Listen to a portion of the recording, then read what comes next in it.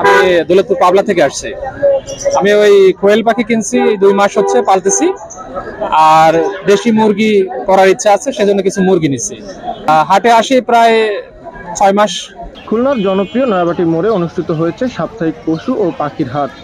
Electric and electronics সামগ্রী ক্রয় বিক্রয় কিংবা সার্ভিসিং এর নির্ভরযোগ্য প্রতিষ্ঠান Suman electric and wash servicing, power house gate, Khalishpur, Khulna.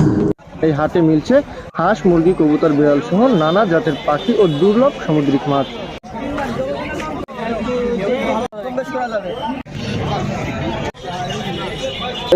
এখানে হাটটা প্রতি শুক্রবারে বসে, বুঝছেন।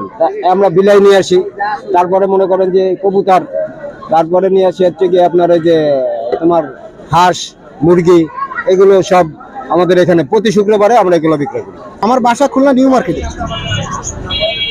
আমরা এইখান থেকে এই হাটে ধরেন আরো 8-10 বছর ধরেই পাখি, কবুতর এগুলো কেনা বেচা করি, কিন্তু এখন বর্তমানে কেনা বেচা কম।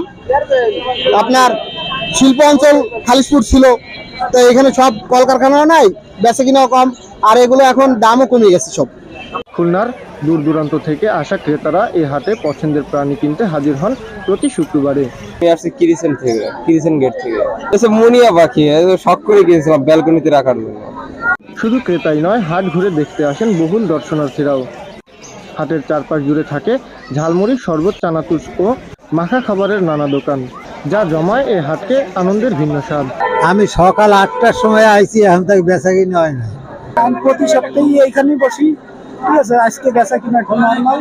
আমার দোকান হইলো খালিশপুর হাউজিং বাজারে, আর আমি প্রায় মনে করেন 200 কবুতর নিয়ে আসি।